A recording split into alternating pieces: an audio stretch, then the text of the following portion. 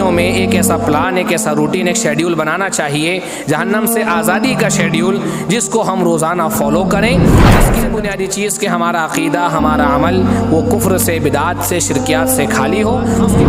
یہ کوشش کریں کہ جب ہم اللہ کے حضور دعا مانگتے ہیں تو اپنے گناہوں کو، اپنی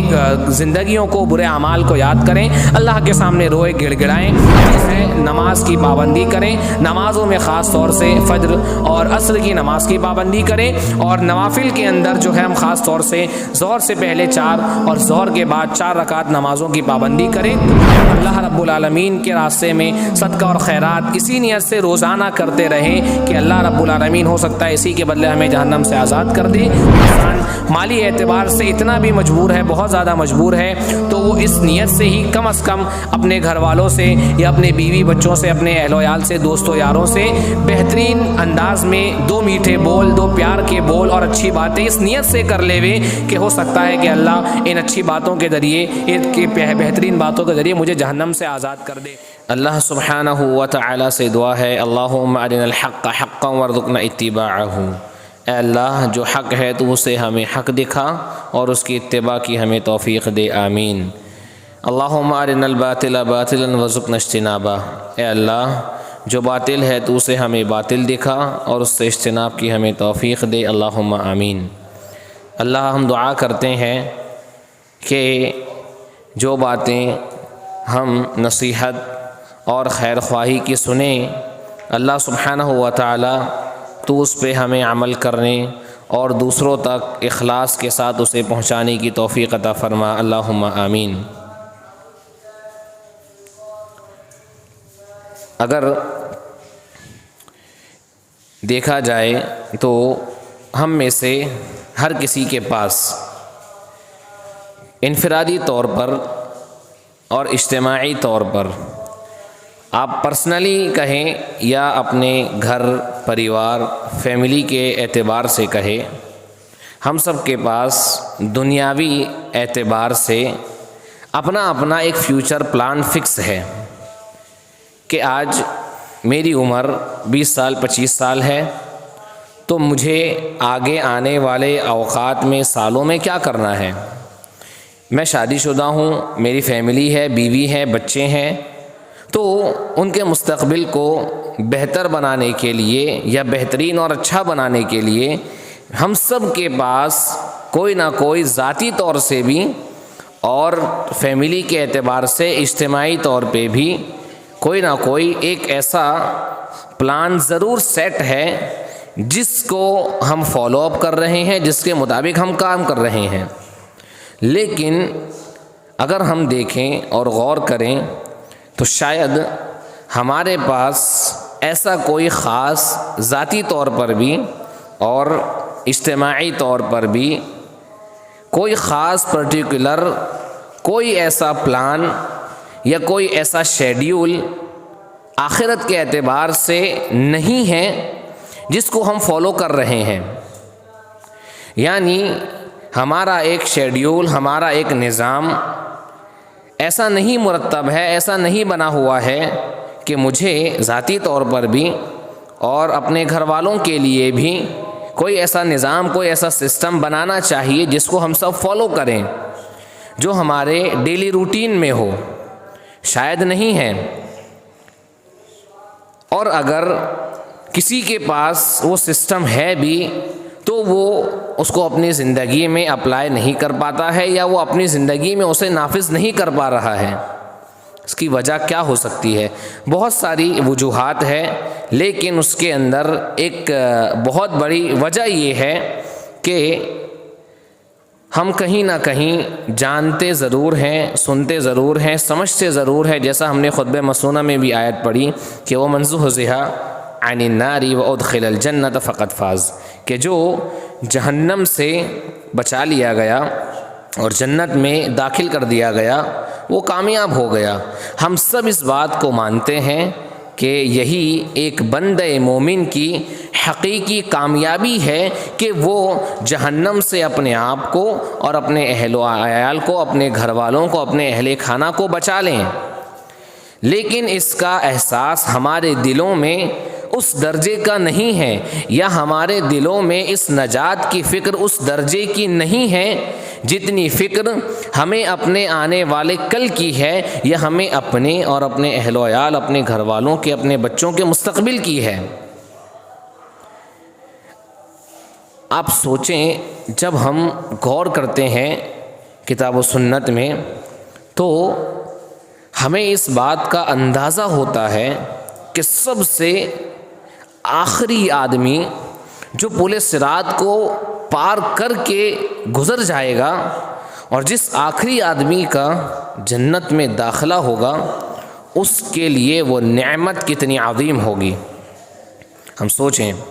نبی کریم صلی اللہ علیہ وسلم کہتے ہیں، وعن ابن مسعود رضی اللہ تعالی عنہ قال قال النبی صلی اللہ علیہ وسلم آخر من يدخل الجنہ رجل فهو يمشي مرة ويكبو مرة وتصفعه النار مرة فإذا ما جاوزها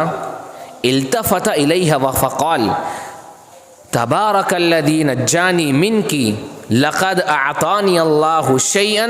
ما اعطى احدا من الاولین والآخرین، رواہ مسلم فی کتاب الایمان۔ صحیح مسلم کتاب الایمان کی روایت ہے، ایک بہت بڑی روایت ہے، اس کا ایک چھوٹا سا ٹکڑا ہے۔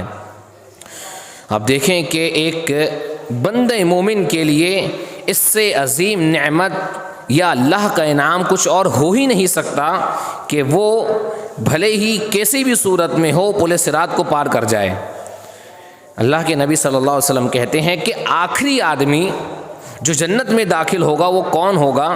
یمشی مرتن، جب وہ پل صراط سے اس کا گزر ہو رہا ہوگا، یمشی مرتن تو وہ کبھی تو چلے گا،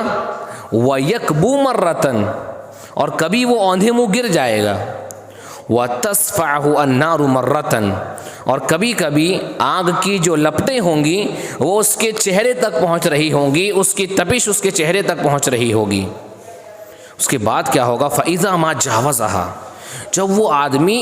اتنی مشکلوں کے ساتھ گرتے پڑتے آگ کی تپش اور گرمی کو برداشت کرتے ہوئے جب وہ پل صراط کو پار کر جائے گا، التفت الیہ فقال،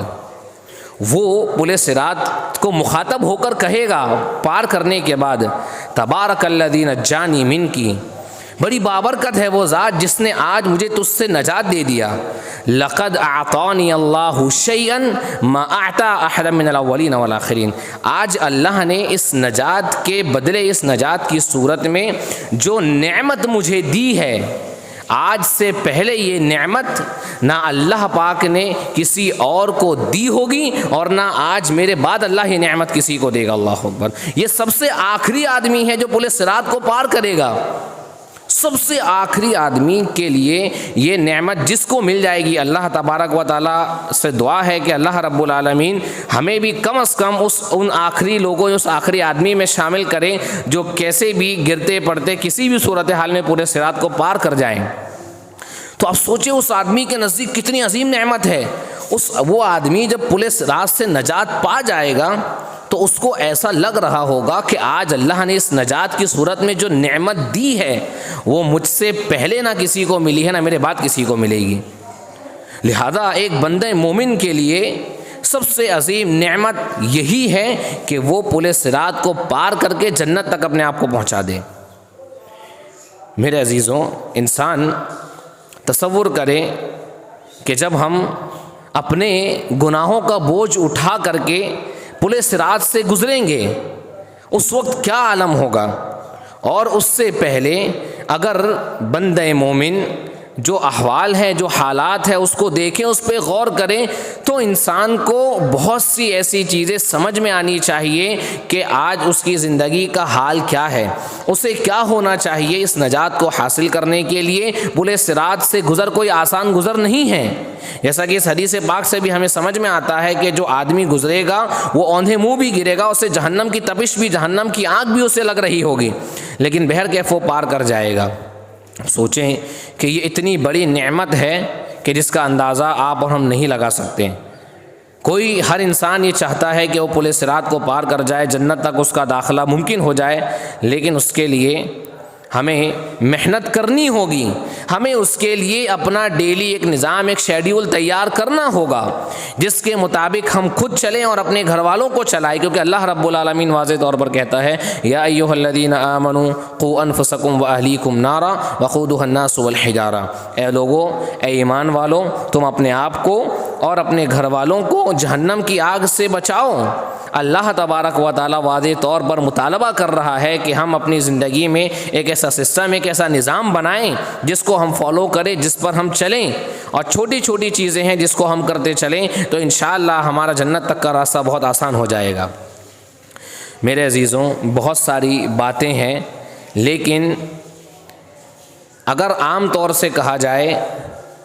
تو نبی صلی اللہ علیہ وسلم کی وہ حدیث ہمارے سامنے ہے۔ اللہ کے نبی علیہ الصلوۃ والسلام نے کہا کہ کوئی بھی ایسا عمل نہیں ہے جو تمہیں جنت تک پہنچا دے اور جہنم سے بچا لے مگر میں نے اس کو بیان کر دیا، یعنی عمومی طور پر جنت تک لے جانے والا ہر عمل اور جہنم سے دور کرنے والا ہر عمل ہمارے سامنے موجود ہے۔ یوں تو اللہ تبارک و تعالیٰ کی قربت حاصل کرنے کی نیت سے شرعی اصول اور ضوابط کے مطابق اخلاص کے ساتھ جو بھی عمل کیا جاتا ہے وہ جنت تک لے جانے والا ہے انشاءاللہ اور جہنم سے بچانے والا ہے، لیکن اسی ضمن میں کچھ خاص اعمال ایسے ہیں جن میں ہم بہت زیادہ غفلت برتتے ہیں۔ جہاں انسان کو نجات پانے کے لیے اور جہنم سے آزادی کے لیے بنیادی طور پر سب سے پہلے جس چیز کی ضرورت ہے وہ یہ ہے کہ انسان کا عقیدہ اور اس کا عمل دونوں ہی چیزیں شرک سے، بدعات سے اور کفر وغیرہ سے پاک اور صاف ہو، کیونکہ جس ایمان کے اندر شرک کی آمیزش ہو، جو ایمان شرک سے ملا ہوا ہو، جس ایمان میں شرک کی ملاوٹ ہو، وہ ایمان ایسا ایمان نہیں ہے جو نبی پاک صلی اللہ علیہ وسلم کی شفاعت ہمیں نصیب کروا دے گا۔ وہ ایمان ایسا ایمان نہیں ہے جس ایمان کی بنیاد پر ہماری جہنم سے رہائی اور جنت میں داخلہ ممکن ہو جائے گا۔ نبی پاک صلی اللہ علیہ وسلم کا فرمان بہت واضح ہے۔ اللہ کے نبی علیہ الصلوۃ والسلام کہتے ہیں وعن ابی ہریرہ رضی اللہ تعالی عنہ قال قال النبی صلی اللہ علیہ وسلم لكل نبی دعوۃ مستجابہ فتعجل كل نبی دعوته وانی اختبأت دعوۃ شفاعۃ لامتی یوم القیامہ فهي نائلۃ ان شاء اللہ من مات من امتی لا یشرک باللہ شیئا۔ رواہ مسلم فی کتاب الایمان، صحیح مسلم کتاب الایمان کی روایت ہے۔ اللہ کے نبی علیہ الصلوۃ والسلام کہتے ہیں کہ ہر نبی کی ایک دعا ایسی تھی جو اللہ رب العالمین نے یقیناً قبول کرنا تھا، فتعجل کل نبی دعوتہ، لیکن ہر نبی نے اپنی اس دعا کو جلدی مانگ لیا، دنیا ہی میں مانگ لیا۔ وانی اختبأت دعوتی، لیکن میں نے میری وہ ایک دعا جو اللہ یقیناً قبول کرے گا وہ میں نے چھپا کر رکھی ہے، اور وہ کیا ہے؟ شفاعۃ لامتی یوم القیامہ، اور میری وہ یقینی دعا جو اللہ قبول کرے گا وہ میری امت کی شفاعت ہوگی۔ تو اس کا طریقہ اور رسول اللہ کے نبی علیہ الصلوۃ والسلام نے بتایا، کہا فَهِيَ نَائِلَةٌ إِن شَاءَ اللَّهُ مَن مَّاتَ مِنْ أُمَّتِي لَا يُشْرِكُ بِاللَّهِ شَيْئًا، اور اگر اللہ نے چاہا تو یہ شفاعت میری امت میں اسی آدمی کو نصیب ہوگی جو اس حال میں مرے گا کہ شرک پر اس کی موت نہ ہوئی ہو۔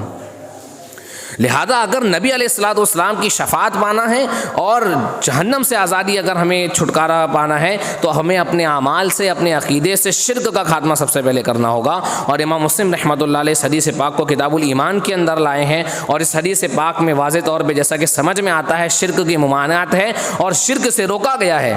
لہذا اس سے پتہ چلتا ہے کہ ایسا ایمان جو شرک سے ملا ہوا ہو، جس ایمان میں شرک کی آمیزش ہو، وہ ایمان اس لائق ہے ہی نہیں کہ نبی علیہ الصلوۃ والسلام کی شفاعت کا حقدار ہو جائے، اور وہ مومن ایسا مومن نہیں ہے جس کو نبی علیہ الصلوۃ والسلام کی شفاعت نصیب ہو جائے۔ اور اللہ کے نبی علیہ الصلوۃ والسلام کی شفاعت بھی جو موقوف ہے وہ اللہ رب العالمین کی مشیت، اللہ کی چاہت پر موقوف ہے۔ ایسا نہیں کہ نبی علیہ الصلوۃ والسلام اپنی مرضی سے جس کو چاہے اپنی شفاعت دے کر کے جنت میں لے کے چلے جائیں گے، نہیں، اللہ کے نبی علیہ الصلوۃ والسلام نے کہا اگر اللہ نے چاہا، اور یقیناً اللہ چاہے گا، اور اللہ جس کے لیے چاہے گا اللہ کے نبی علیہ الصلوۃ والسلام اس کی شفاعت کریں گے، لیکن اس میں شرک نہیں ہونا۔ اور پھر اللہ ایک جگہ قرآن مجید میں کہتا ہے الذین آمنوا ولم یلبسوا ایمانہم بظلم اولئک لہم الامن وہم مہتدون، کہ جو لوگ ایمان لائے اور اپنے ایمان کو شرک سے ملایا نہیں، ایسے ہی لوگوں کے لیے امن ہے۔ لہذا اس حدیث اور آیت کی روشنی میں واضح طور پر یہ بات سمجھ میں آتی ہے کہ ایسا ایمان جو شرک سے ملا ہوا ہو، جس میں شرک کی آمیزش ہو، وہ اس لائق ہے ہی نہیں کہ اس کو شفاعت مل جائے، وہ اس لائق ہے ہی نہیں کہ وہ جنت تک چلے جائے اور جہنم سے آزادی حاصل کر لے۔ کیوں؟ کیونکہ یہ انتہائی مجرمانہ حرکت ہے کہ انسان خالق کو چھوڑ کر مخلوق کو لائق عبادت اور لائق ربوبیت بنا لے۔ آپ یا کوئی انسان زانی ہے، اللہ اس کو انشاءاللہ معاف کر دے گا، کوئی شرابی ہے، کوئی چور ہے، کوئی ڈاکو، اللہ اس کو معاف کر دے گا، لیکن عقیدے اور عمل پر اللہ کے یہاں کوئی معافی نہیں ہے، جیسا کہ الواضح طور پر اللہ کے رسول علیہ الصلوۃ والسلام نے اس حدیث سے پاک میں بات بیان فرمائی۔ اور آپ حدیث دیکھیں اللہ کے نبی علیہ الصلوۃ والسلام کی، وعن عدی بن حاتم رضی اللہ عنہ قال اتیت النبی صلی اللہ علیہ وسلم وفی عنقی صلیب من ذهب فقال يا عدي اطرح عنك هذا الوثن وسمعته يقرأ في سورة برأة اتخذوا أحبارهم ورهبانهم أربابا من دون الله فقال أما إنهم لم يكونوا يعبدونهم ولكنهم كانوا إذا أحلوا لهم شيئا استحلوه وإذا حرموا عليهم شيئا حرموه رواه الترمذي۔ یہ سنن ترمذی کی روایت ہے۔ عدی بن حاتم رضی اللہ عنہ کہتے ہیں، یہ صحابی ہیں جو پہلے عیسائی تھے، نصرانی تھے، بعد میں اسلام قبول کیا، کہتے ہیں کہ میں اللہ کے نبی علیہ الصلوۃ والسلام کے پاس آیا اور میرے گلے میں سونے کی سلیب لٹک رہی تھی۔ اس حدیث پاک کو سمجھیں اور غور سے سنیں اور ہم اپنے سماج، اپنے معاشرے کا جائزہ لیں۔ تو اللہ کے نبی علیہ الصلوۃ والسلام نے جب وہ سلیب میرے گلے میں دیکھی تو کیا کہا؟ اطرح عنک ھذا الوثن، اے عدی اس بت کو تم اپنے آپ سے دور کر دو۔ نبی کریم صلی اللہ علیہ وسلم نے عقیدے کی اتنی زبردست حمایت کی اور ایسا عقیدہ اور توحید اس حدیث پاک کے اندر سمجھائی ہے کہ وہ عدی بن حاتم رضی اللہ تعالیٰ عنہ کے گلے میں جو سلیب لٹک رہی تھی، آپ نے اس کو بت قرار دیا۔ آج ہم دیکھیں کہ آج لوگ عقیدے کے نام پر اور دین کے نام پہ، شریعت کے نام پر کیسی کیسی چیزیں لٹکا کر اور باندھ کر گھوم رہے ہیں عقیدت کے نام پر۔ کیا ایسے عقیدے سے انسان کی نجات ممکن ہے؟ یقیناً ممکن نہیں ہے۔ اس کے بعد آپ دیکھیں عدی بن حاتم رضی اللہ تعالیٰ عنہ اللہ کے نبی علیہ الصلوۃ والسلام کی جو گفتگو ہے اس میں کہا کہ اما انہم لم یکونوا یعبدونہم، وہ یہود و نصارہ اپنے علماء، اپنے عابدوں کی عبادت نہیں کرتے تھے۔ ان کا جرم کیا تھا؟ ان کی غلطی یہ تھی، خطا یہ تھی کہ جب وہ کسی چیز کو ان کے لیے حلال کر دیتے، ان کے علماء، ان کے عابد، ان کے بزرگ، تو وہ اس چیز کو حلال کر لیتے تھے، جو وہ ان کے لیے حرام قرار دیتے اس کو حرام کر لیا کرتے تھے۔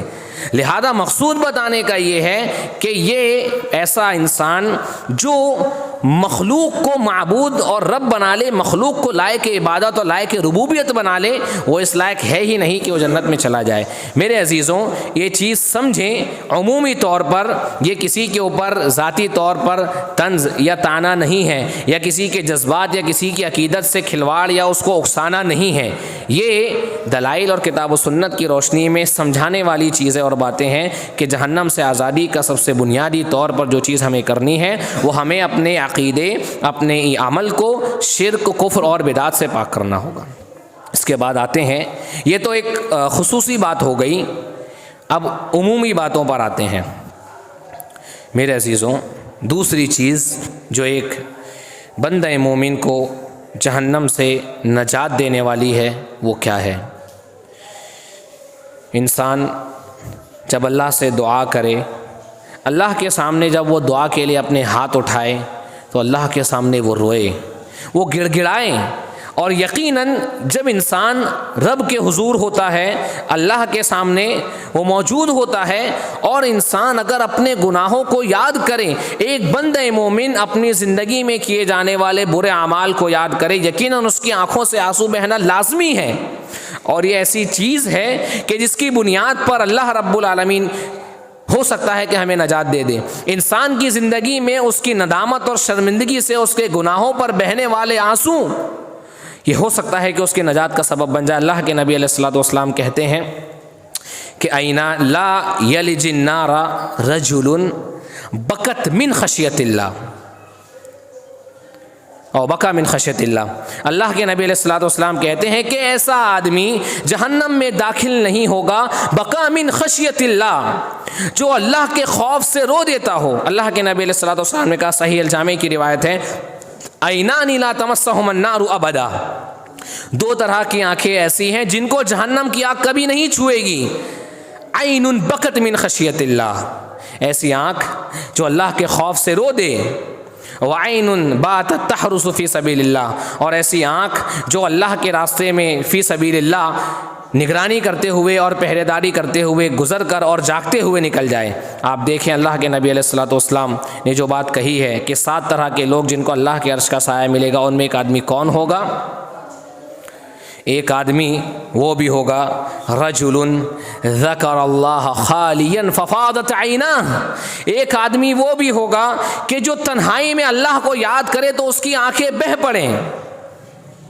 اور کیسے انسان کی آنکھوں میں آنسو نہیں آئیں گے، اور کیسے ایک بندہ مومن نہیں روئے گا جبکہ اسے اس بات کا شدید احساس ہو جب وہ اللہ کے حضور دعا کے لیے ہاتھ اٹھائے تو اس کا دل دعا سے غافل نہ ہو. ہاتھ ایسا نہ ہو کہ ہاتھ تو اللہ کی بارگاہ میں بلند ہو لیکن اس کا دل اور دماغ کہیں اور لگا ہوا ہو. اس کی زبان سے تو نکل رہا ہو کہ اللہ تو مجھے معاف کر دے، لیکن اس کے دل اور دماغ میں دنیا ہی گھوم رہی ہو. میرے عزیزوں، کیسے ایک بندہ مومن کی آنکھوں سے آنسو نہیں نکلیں گے جب اسے اس بات کا احساس ہوگا کہ میں سر سے پاؤں تک گناہوں سے ڈوبا ہوا ہوں. ایک حدیث اللہ کے نبی صلی اللہ علیہ وسلم کی ایک بندے مومن کا دل دہلا دینے کے لیے کافی ہے.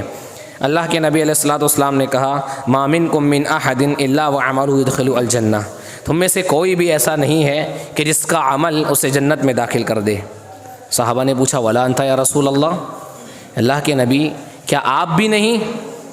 اللہ کے نبی علیہ الصلوۃ والسلام چاہتے تو یہ کہہ سکتے تھے کہ میں کیوں نہیں، میں ہی تو وہ بندہ ہوں جس کے لیے سب سے پہلے جنت کا دروازہ کھولا جائے گا، میں ہی تو وہ انسان ہوں جو سب سے پہلے اللہ کی جنت کے اندر داخل ہونے والا ہے.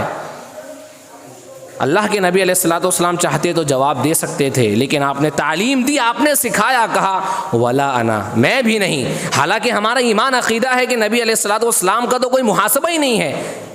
کسی بھی اعتبار سے نہیں. سب سے پہلے آپ جنت میں جائیں گے، سب سے پہلے جنت کا دروازہ آپ کے لیے کھولا جائے گا، لیکن امت کا درد اور تعلیم کیا دی؟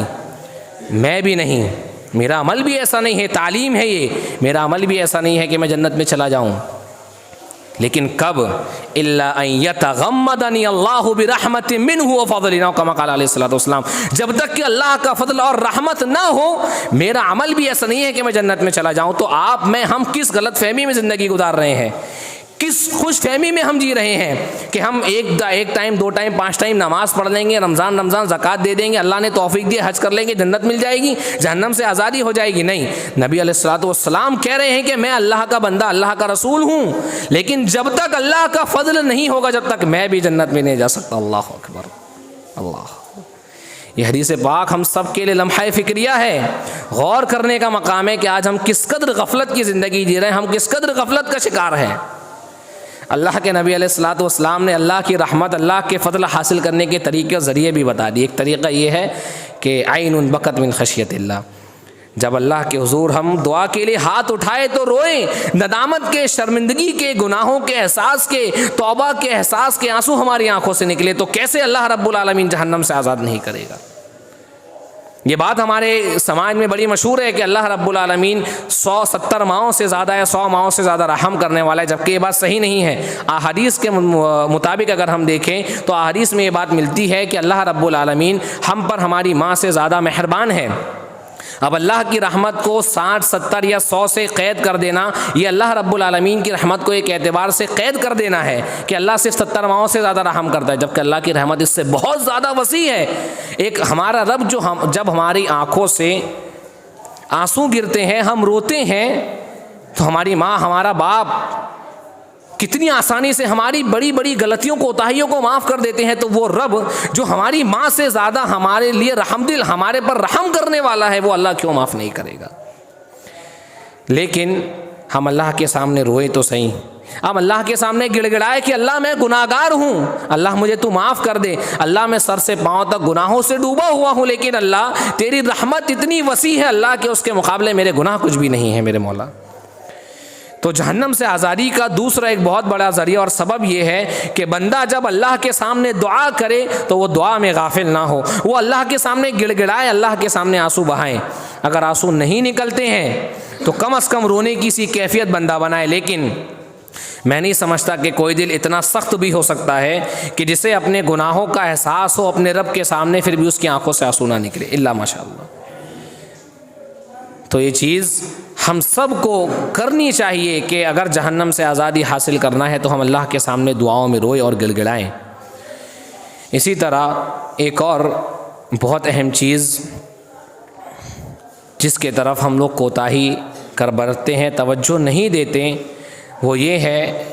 5 وقت کی نمازوں کی پابندی۔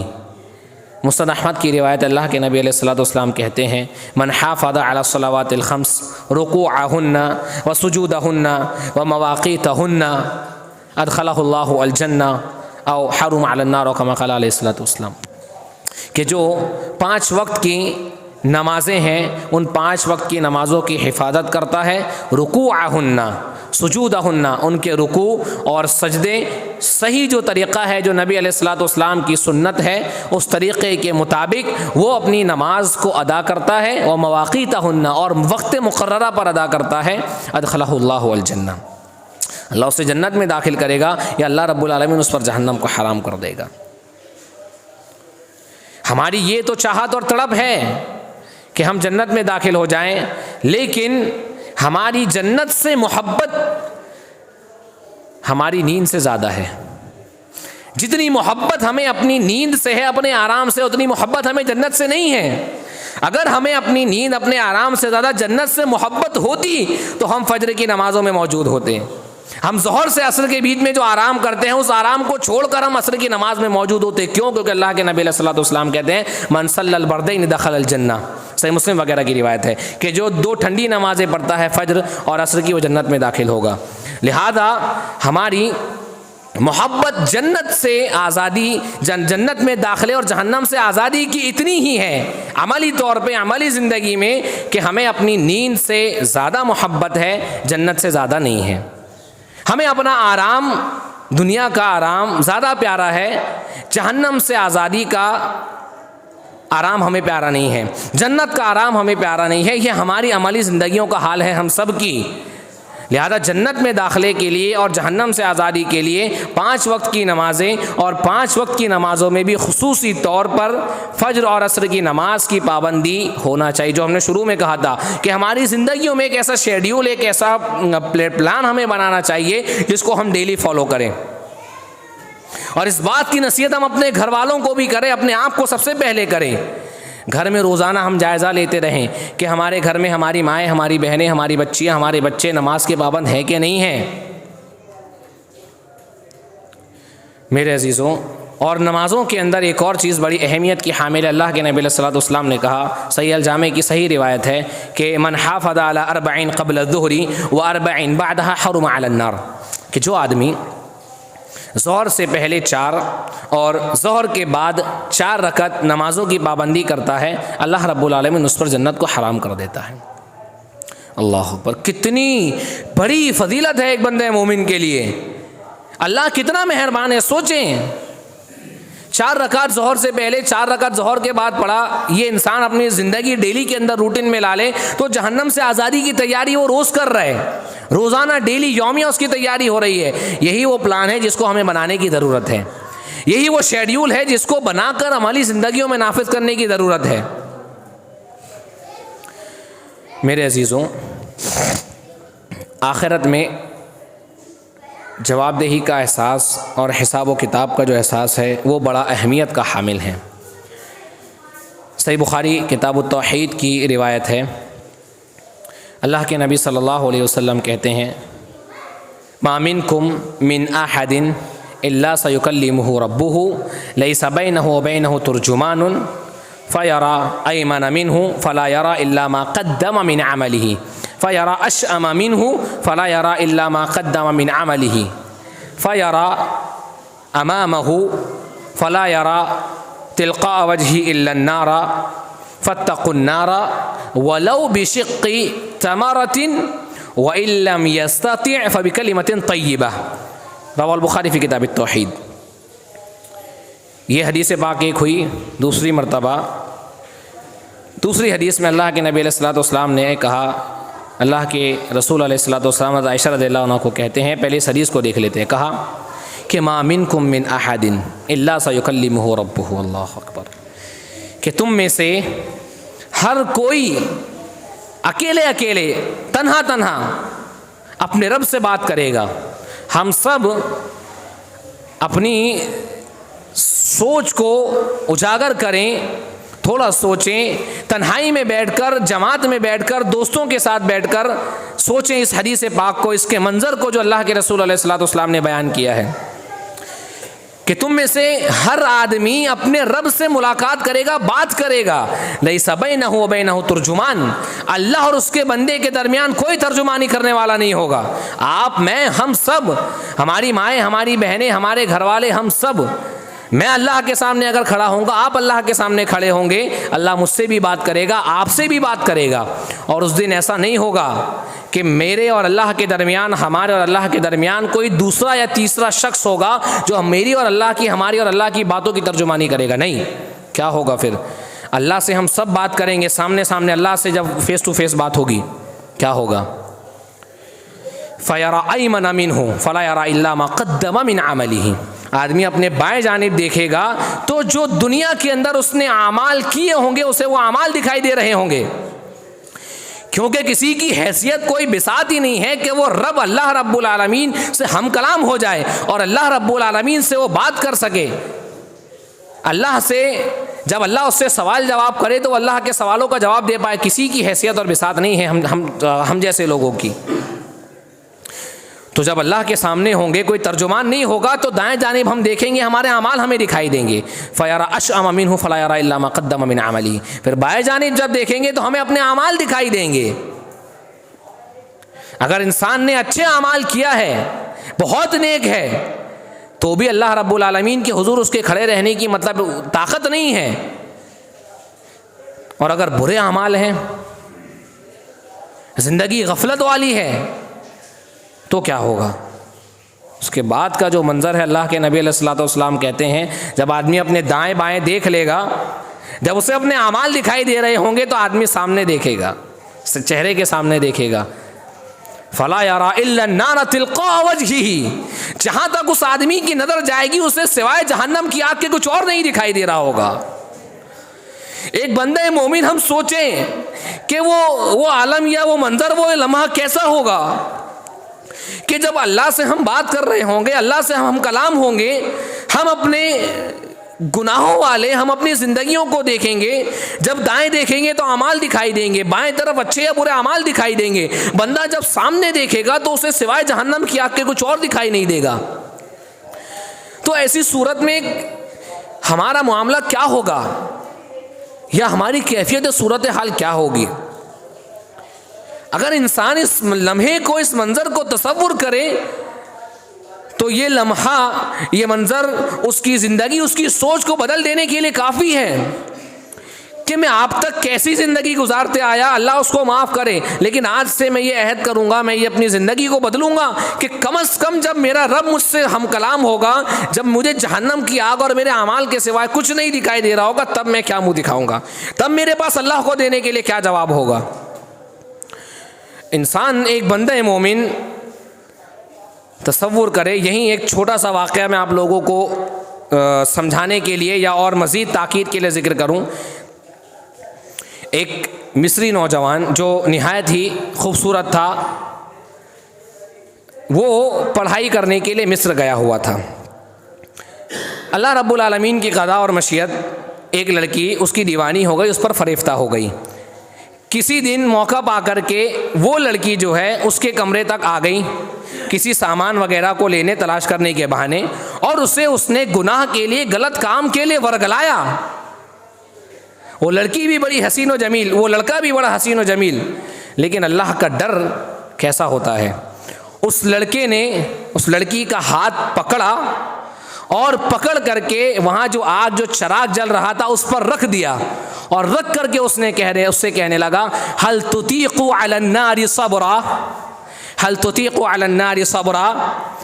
کیا اس عمل کے، اس گناہ کے بدلے تم جہنم کی آگ کو برداشت کر سکتی ہو؟ کیا اس عمل کے، اس گناہ کے بدلے تم جہنم کی آگ کو برداشت کر سکتی ہو؟ وہ لڑکی اسی وقت اللہ کا ڈر اور تقوی کے ساتھ وہاں سے چلی گئی۔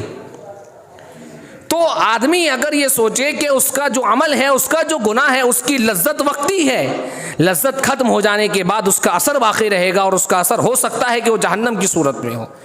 تو جب بھی گناہ کا اگر خیال آئے تو آدمی آخرت کے احوال کو، قیامت کے احوال کو یاد کرے، اور یہ سوچیں کہ انسان معمولی سی دھوپ میں ننگے پیر نہیں چل سکتا، تھوڑی سی گرم چیز کا وہ چٹکا برداشت نہیں کر سکتا، تو جہنم کی آگ ہم کیسے برداشت کریں گے؟ اور اللہ جب ہم کلام ہوگا تو ہمارے پاس اللہ کو دینے کے لیے کیا جواب ہوگا؟ اگر ہماری زندگیاں ایسے ہی غفلتوں میں گزرتی رہی، ہم نمازیں چھوڑ کر غافل رہے، سوتے رہے، آرام کرتے رہے، تو ہمارے اللہ کے یہاں ہم کیا منہ لے کر کے جائیں گے؟ انسان سوچیں اور تصور کرے تو یہ چیزیں ایسی ہیں جو انسان کی زندگیوں کو بدل دینے کے لیے کافی ہے، بس ضرورت سوچنے کی۔ اس کے بعد اللہ کے نبی علیہ الصلوۃ والسلام نے کہا فاتقوا النار ولو بشق تمرۃ، تم اپنے آپ کو جہنم کی آگ سے بچاؤ، ولو بشق تمرۃ، چاہے کھجور کا ایک ٹکڑا اللہ کے راستے میں صدقہ دے کر کے کیوں نہ ہو۔ اب سوچیں کہ اللہ کے رسول علیہ الصلوۃ والسلام یہ بتا رہے ہیں کہ آدمی کی اگر حیثیت اور استطاعت محض صرف اتنی ہے کہ وہ اللہ کے راستے میں ایک کھجور صدقہ کر کے اپنے آپ کو جہنم سے بچا سکتا ہے تو وہ بچا لے، اور اگر اتنی بھی نہیں ہے تو فبکلمۃ طیبہ، اچھی بات کر کے لوگوں سے اپنے آپ کو جہنم کی آگ سے بچا لو۔ اگر میں اتنا نہیں کر سکتا کہ میری حیثیت اتنی بھی نہیں ہے کہ میں اللہ کے راستے میں ایک کھجور کا ٹکڑا دے کر کے، کھجور صدقہ کر کے جہنم سے اپنے آپ کو بچا سکتا ہوں، تو کم از کم میں اپنی زبان کو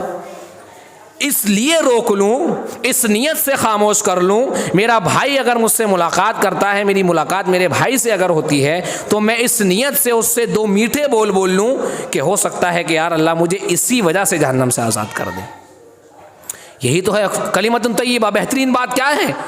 آپ کا بھائی آپ سے ملتا ہے، آپ اس سے سلام کر لیں، اتنا ہی پوچھ لیں بھائی خیریت سے تو ہیں، کیا حال چال ہے، کوئی مسئلہ ہے، کوئی پریشانی ہے، یہی تو بات ہے۔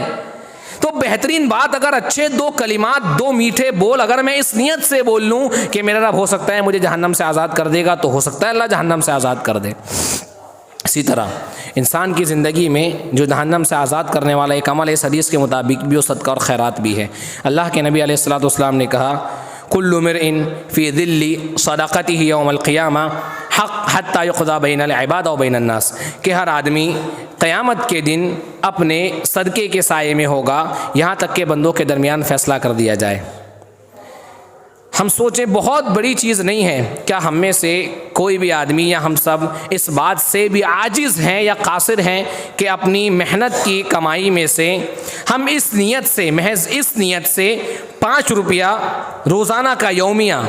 10 بھی ہو سکتا ہے کسی کے لیے زیادہ ہو، یا 5 بھی اگر زیادہ ہو تو کم از کم 1 روپیہ ہی، 1 روپیہ میں اس نیت سے روزانہ نکال کر کے الگ کر دوں کہ یار ہو سکتا ہے کہ اللہ اس 1 روپیہ روزانہ نکال کر الگ صدقہ کرنے کی وجہ سے مجھے جہنم سے آزاد کر دے گا۔ بات صرف سوچ اور سمجھ کی ہے۔ اگر ہم سوچیں، اگر میں 5 روپیہ یومیہ نکال کر کے صدقے کی نیت سے الگ کر دیتا ہوں، 5 روپے کے حساب سے ایک مہینے میں میرا 150 روپیہ جمع ہو جاتا ہے، وہی 150 روپے میں اٹھا کر کے کسی ضرورت مند، کسی محتاج کی ضرورت کو پورا کر دوں اس نیت سے کہ میری زندگی کا نکالا جانے والا روزانہ 1 روپیہ، 5 روپیہ، 10 روپیہ حیثیت کے مطابق یہ میرا رب مجھے جہنم سے آزاد کر دے گا۔ یہی اللہ کے نبی علیہ الصلوۃ والسلام نے اس حدیث پاک میں بتایا ہے کہ انسان چھوٹے سے چھوٹا کوئی بھی موقع اپنے آپ کو جہنم سے آزاد کرانے کا نہ چھوڑے۔ یہ کتنی چھوٹی سی بات ہے کہ آدمی کھجور صدقہ کر دے، یعنی روپیہ 2 روپیہ اللہ کے راستے میں روزانہ صدقہ کر دے، لیکن چونکہ روپیہ 2 روپیہ 5 روپے 10 روپے سے کسی کا اتنا فائدہ نہیں ہوگا، اسی لیے آپ روزانہ صدقے کی نیت سے کچھ پیسہ نکال کر کے الگ کر دیں، ہفتہ واری یا مہینہ واری آپ کسی بھی ضرورت مند اور محتاج کی ضرورت کو پورا کر دیں، محض اس نیت سے کریں کہ اللہ اس کے بدلے مجھے جہنم سے آزاد کر دے گا، تو انشاءاللہ ہو سکتا ہے کہ اللہ تبارک و تعالیٰ آپ کو اس عمل کے بدلے، ہم سب کو اس عمل کے بدلے جہنم سے آزاد بھی کر دے۔ میرے عزیزوں، یہ کچھ باتیں تھیں جو منتشر سی اور بکھری ہوئی باتیں ہیں۔ خلاصۃ القول پوری بات کا یہی ہے کہ انسان کو ایک بندہ مومن کو ہم سب کو اپنی زندگیوں میں ایک ایسا پلان، ایک ایسا روٹین، ایک شیڈیول بنانا چاہیے، جہنم سے آزادی کا شیڈیول، جس کو ہم روزانہ فالو کریں، جس کے اندر جو باتیں آپ لوگوں کے سامنے بیان کی گئی وہ ہم اس کو اپلائی کریں، نافذ کریں زندگیوں میں۔ سب سے بنیادی چیز کہ ہمارا عقیدہ، ہمارا عمل وہ کفر سے، بدعات سے، شرکیات سے خالی ہو۔ اس کے بعد ہم یہ کوشش کریں کہ جب ہم اللہ کے حضور دعا مانگتے ہیں تو اپنے گناہوں کو، اپنے زندگیوں کو، برے اعمال کو یاد کریں، اللہ کے سامنے روئے گڑ گڑائیں۔ تیسری اور اہم بات یہ ہے کہ ہم جو ہے نماز کی پابندی کریں، نمازوں میں خاص طور سے فجر اور عصر کی نماز کی پابندی کریں، اور نوافل کے اندر جو ہے ہم خاص طور سے ظہر سے پہلے 4 اور ظہر کے بعد 4 رکعت نمازوں کی پابندی کریں۔ اسی طریقے سے یہ چیز بتائی گئی آپ لوگوں کو کہ ہم اللہ رب العالمین کے راستے میں صدقہ اور خیرات اسی نیت سے روزانہ کرتے رہیں کہ اللہ رب العالمین ہو سکتا ہے اسی کے بدلے ہمیں جہنم سے آزاد کر دے۔ پانچویں چیز یہ ہے کہ اگر کوئی انسان مالی اعتبار سے اتنا بھی مجبور ہے، بہت زیادہ مجبور ہے، تو وہ اس نیت سے ہی کم از کم اپنے گھر والوں سے یا اپنے بیوی بچوں سے، اپنے اہل و عیال سے، دوست و یاروں سے بہترین انداز میں 2 میٹھے بول، 2 پیار کے بول اور اچھی باتیں اس نیت سے کر لے کہ ہو سکتا ہے کہ اللہ ان اچھی باتوں کے ذریعے، ان بہترین باتوں کے ذریعے مجھے جہنم سے آزاد کر دے۔ اور بہت سے ایسے اعمال ہیں جو ہمیں جہنم سے آزاد کرنے والے ہیں۔ اللہ رب العالمین کی توفیق رہی تو انشاءاللہ آنے والے اوقات میں وہ آپ لوگوں کے سامنے رکھے جائیں گے۔ اللہ تبارک و تعالیٰ سے دعا ہے کہ اللہ رب العالمین جو باتیں ہم نے آج جہنم سے آزادی اور جنت کے داخلے کے حوالے سے سنی ہے، اللہ تبارک و تعالیٰ اسے ہماری زندگیوں میں نافذ کرنے اور عمل کرنے کی توفیق دے، اور اللہ تبارک و تعالیٰ اخلاص کے ساتھ دوسروں تک پہنچانے کی بھی اسے ہمیں توفیق عطا فرمائے۔ اللہم آمین۔